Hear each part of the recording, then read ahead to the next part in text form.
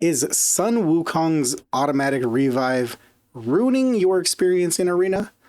I have an option for you. Let's talk about it.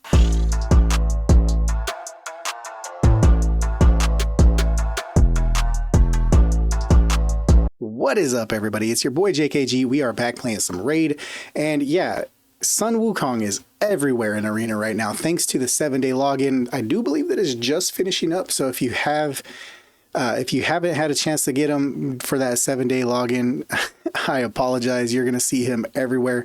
He's got this awesome passive when you're on offense. When you're going against him, it's kind of a pain in the backside. He's going to revive himself with 100% HP, 100% turn meter every 3 turns after he's dead. So as long as somebody else is alive, he's going to just keep reviving. And those 3 turns go off of your turns as well as his own team's turns. So every single champion that procs a turn, he will revive. So how do we get around that? Block revive champions. Who are the best ones? You know, there are quite a few options.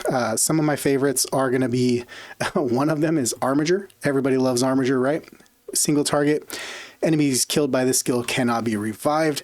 He's really good. You're not going to bring him into high level arena because, you know, he's just not going to be doing a lot of damage for you there. Another one is going to be, I believe, is he a Banner Lord? Yes, Football Head himself, Conqueror, similar to Armiger, a little bit better as far as damage goes because it's not an enemy max HP skill. However, it is a single target. Enemies killed cannot be revived. Multipliers aren't great. He's not great for this. Let's see some other ones. Oh yeah, there's another one. OG, really great for clan boss. Occult Brawler. He does have a block revive. Enemies killed by the skill cannot be revived on his A2. It's big book of a skill here, but long story short, if he kills somebody with his A2, they can't be revived. Not the best multipliers, but not the worst multipliers, right?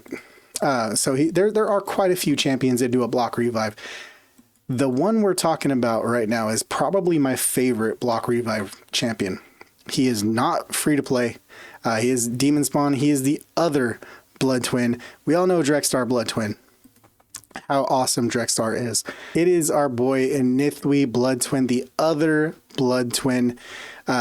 He has a built-in destroy set on his enemy, on his A1, so he can use him against the Scarab King to get through that shield. He's got a triple hitter A2, and the damage increases based on the amount of HP that the target has lost. So the first hit is going to be the weakest, the last or third hit is going to be the strongest. So it's going to progressively get stronger with each hit. And also a huge AoE that gives you a leech can be really clutch in PvE content and stuff like that. Not really useful in arena, but it is an AoE, and it does have really good multipliers as well. He can bring you an attack aura, so if you're looking at using him in the lead spot, you can get an additional 33% attack. However, this is the best part about this. So we don't really have to pay attention to the first half of this passive. Heals this champion by 30% of his max HP. Every time he kills a champion or kills an enemy champion, we don't care about that. Enemies killed by this champion cannot be revived. So if it dies, it stays dead. It doesn't matter. The only way through that, I do believe, is Lydia's passive, which if we take a look at Lydia's passive, when she when a champion is dead, she can go ahead and bring that champion back when they try to revive. But yeah, that's a really niche thing. I think she's the only champion that can do something similar to that. So yeah, as far as how we want to build our Inithwe Bloodtwin, back in the day, he used to be really tough to build because of his base stats and everything, HP and everything, really super squishy. Didn't really use him in a lot of PvE content because of that, and he wasn't really used a lot as a result. However, now that if we look at gear, we have enchantments, we have 6-star gear that we didn't have back when he was, you know, originally one of the damage dealers. We have ascensions that we can do. We have all these options now that we didn't have, plus other other sets that are really great. You can put him in a set like a lethal set or a fatal set. Fatal, additional attack and crit rate. That's going to help make him stronger. You can put him in a lethal set, crit rate, and ignore defense. That's going to be awesome. Put him in a savage set if you have it. That's going to be awesome. Kill stroke, crit damage, and speed. Make him a little faster. We have all these new sets that kind of open him up for a lot of damage. The way I have mine built currently, though, we have 2 crit damage sets and a fatal set. And as far as stat wise, I was pushing 6k on attack and 74% crit rate and 284% crit damage. If you feel like the 284 crit damage is not a good enough number to reach and you want to try to hit that 300 mark, come into your masteries. Let me move myself. Oops, that is the game. Let me move myself off to the other side of the screen here. Sorry about that. And you can forego going for Helm Smasher and come into Flawless Execution for that additional 20% crit damage. That would pump our 284 up to, 304 for that. But he's going to do a ton of damage without that, just in Helm Smasher, by ignoring defense, which is awesome. And then for what we're using him for in Arena primarily, Shield Breaker is going to be pretty much a mandatory one as well.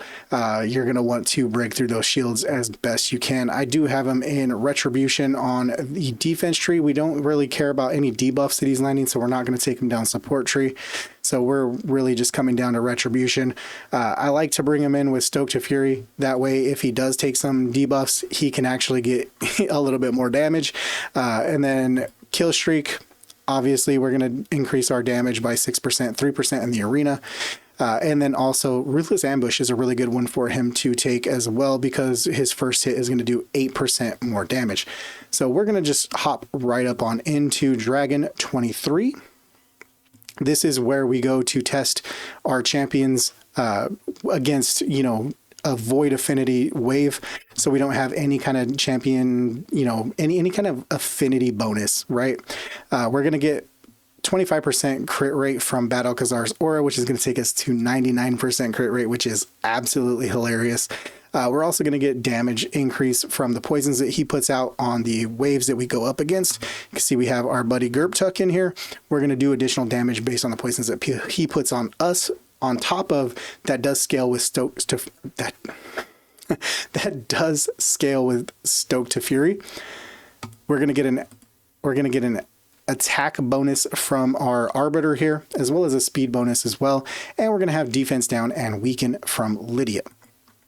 So let's kind of come in here. We're going to let it auto here through, get the defense down, weaken, attack boost. We have the poisons on us as well as them. And let's just go ahead and hit the A3. We'll hit the A2. We're going to slow it down to 1x speed, and let's hit this Arbalaster. 1, 2. Second hit killed her, but you can see 100k, 116k. Let's auto back through here, and we'll try to catch it when it is our boy Inithwe's turn. And of course he died. That's hilarious. We're just gonna hop out, and we're gonna waste a little energy for this. So let's come back in. We'll do his A3 now, the AoE hit. So Gerptuck's gonna go. It is our boy's turn. We're gonna run AoE, and you can see 150 to 160 all across the board as well. So we're doing 150k, 160k all across the board. Let's see here. We should be able to get one more hit. Let's see. There we go. And we'll see the A1, 200k. So we're able to do a ton of damage. We're going to actually hop out of here. So yeah, we're looking at A1 was doing about, let's just call it respectively. I think 200k is on the high end on that, but we're probably looking about 185 to 190k on the A1. The A2 hits 3 times. We're looking at that hitting, 75, 80k at the baseline, and then 100k up to the 150k, and then we're looking at on the AoE about 150k across the board. really good damage out of this champion. You can see, like, I mean, 6k attack and 280 plus crit damage. Not the easiest to get to. I know that, and I know he is a void legendary champion, but he blocks revives. He blocks revives. Just, it's not a skill. He just blocks revives. What is dead stays dead. And it's really cool to see. It's really fun to play with this champion. We'll kind of hop in here and show you what I mean. And one thing, all right, so their Sun Wukong is in stone skin, so that is awesome. Let's just go ahead and AoE. And we killed their reviver with the AoE because the AoE works against UDK, which is awesome. So that's another one. He does counter UDK's passive as well, because UDK on that AoE, you can still kill everybody on the AoE, and he does a triple hit A2. So when you do use the A2, the first hit gets blocked by UDK, but the subsequent hits do not. So that's another really cool thing. Let's go ahead and show you here. Boom, triple hitter. And we did damage to UDK. And let's just go ahead and see if we can spam a couple A1s, because we're going to see unbeatable Wukong, unbeatable Wukong, unbeatable Wukong. He would have been very much revived by now. And he is nowhere to be found because he is dead. D-E-D, dead. Not coming back. Unbeatable Wukong. Beatable. You just need a champion that can block revive, and he cannot come back. I believe if he was teamed up with like a Lydia or something like that, there's very niche, but that could actually be a little something there. And let's see. Nobody has a Wukong. Nobody has a Wukong, and nobody else has a Wukong in their team. All right, that's super cool. Let's see what we got here. All right, we got another Wukong. We got 3 Wukong teams down here. All right, let's go. Let's see if we can beat them all. Let's go. They got the Rat King, so that's pretty cool too. Rhonda has a nice shield as well. Gotta love Rhonda. Rhonda is a fun one. Rat King got the AoE out, killed 2. Boom. Bring him back. He is going to be... All right, so our Torment was able to go ahead and kill the unbeatable Wukong. That is kind of funny. Kind of funny. We weren't really going for that one, but let's see. We have... All right, he is in the bone armor now. Protected bone armor, so that's cool. Let's see what we can do. Can we blast through that? I don't know if I've tried that yet. Oh, it's not even up anymore. We have a shield, so we're going to do more damage with the shield. Let's go ahead and kill him. Block revive. They have still the Drakes on top of his passive, but let's just go ahead full auto from here. And we'll just kind of let it go. You can see all those unbeatable Wukong, unbeatable Wukong, unbeatable Wukong. He's not coming back, guys. He's not coming back. He cannot come back from this because Inithwe Bloodtwin is like the Ivan Drago of the Raid Shadow Legends champions. If he dies, he dies. Like, plain and simple. Let's see if we can beat this last Wukong team. This one, they have a nice little Underpriest Brogni as well as Artek. I don't know if Artek is a synergistic champion with this with Wukong, but hey, why not, right? Underpriest Brogni is not in, nobody's in a shield set. I think not having somebody in a shield set is a little bit of a missed opportunity for this person, because if you're going to run Brogni in arena, you might as well have somebody in a shield set, so you can, if you're going to go second, you're going to at least do some damage off of that shield proc. So, you know, there you go. But yeah, Sun Wukong, dead, stays dead, can't revive from our boy Inithwe Bloodtwin. Like I said, there are some free-to-play options that can do the block revive. However, it's not just a straight-up passive like Inithwe Bloodtwin. Inithwe Bloodtwin having it on a straight-up passive is just OP, in my opinion, for a champion, to counter a champion like Sun Wukong. Hope you guys like this video, guys. If you do like this and you want to see more like this, definitely go ahead and hit that subscribe button, hit the thumbs up, and if you liked it. And I'll see you in the next video. Peace.